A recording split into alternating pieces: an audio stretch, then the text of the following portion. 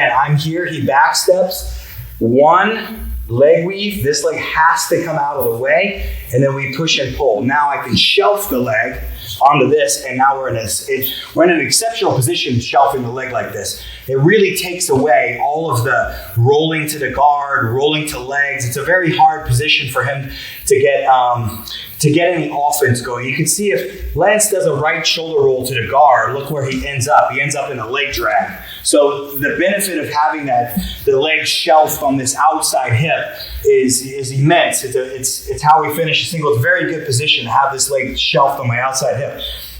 When we shelf it, then you can just transfer and get to the hip. That way we can still drive, rotate around, and then accept the back of the turtle.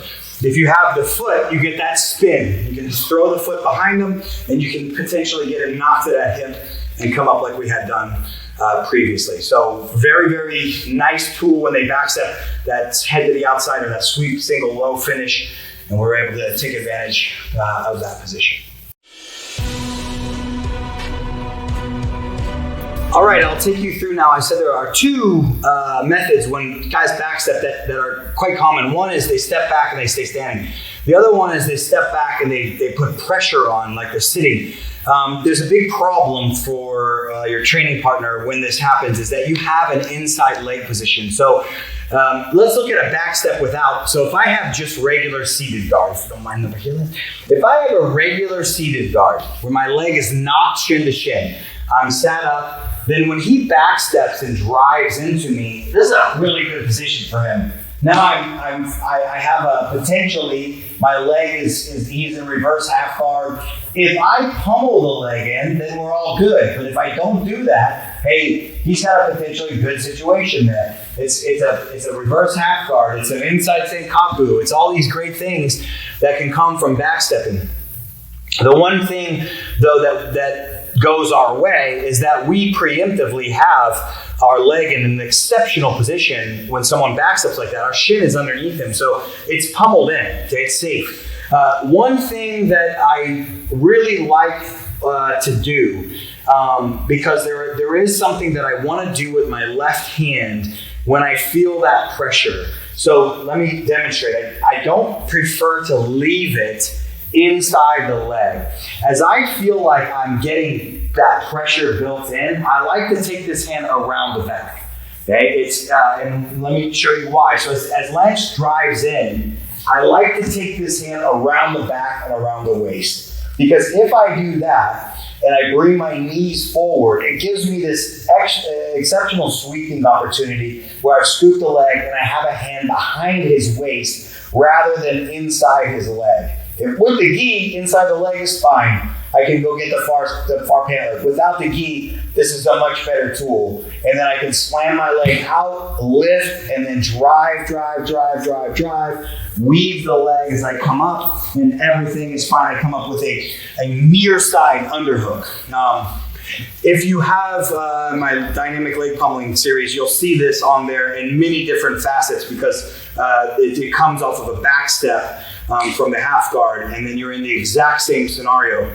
If I demonstrated that really quickly, like for instance, if we're in a half guard and I get an underhook and Lance brings his knee out of the half guard and back steps, if I pummel my leg into this scenario where I have this, I'm in the same scenario. I'm exact same place where I have this hand behind the back already. We can bring this knee, my knees to my chest, my hand is under the leg, and we can take him up and over.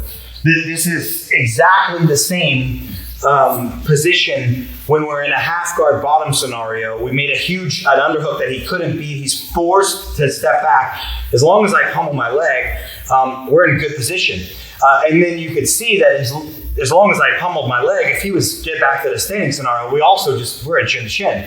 So it's a very versatile position, and you can start to see that you can relate this to many different scenarios. So in this case, he's put that pressure back. I just advocate taking your arm out of the middle so it's around his back instead of keeping it in the middle. So take it out of the middle and then scoop the leg on the near side, and then you'll be able to go.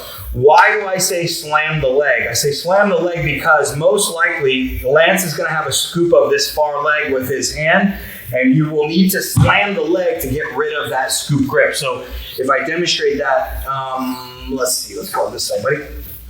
So when Lance back steps and he drives that weight and I take this leg behind him, he's got this scoop. So when I get my scoop, it's scoop for scoop, I need to slam this leg, okay? So first of all, remember that I need to monitor his leg. I don't want his leg free. I need to monitor his leg with my leg. So one active hook with the shin to shin hook, one leg over the top until you're ready to slam the leg. When are you ready to slam the leg? When you get your right hand in. How do I get my right hand from here? It's inside as a scoop. I bring the knees to the chest, and that opens up that space. And then I close my knees again, and now we're going to need to slam.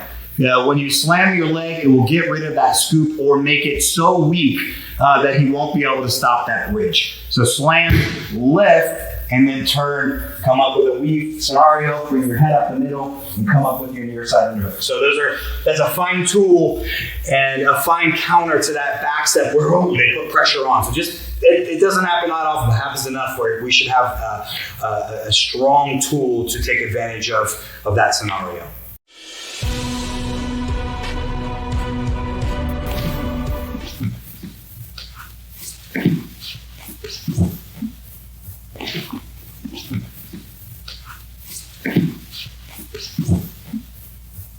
All right, well, we're still looking at the troubleshooting during the shin to shin. One thing that Lance can do is to start float passing. When I bring him onto me, he can post his hands nice and wide, and he can take off my shin to shin with his foot. So let's review.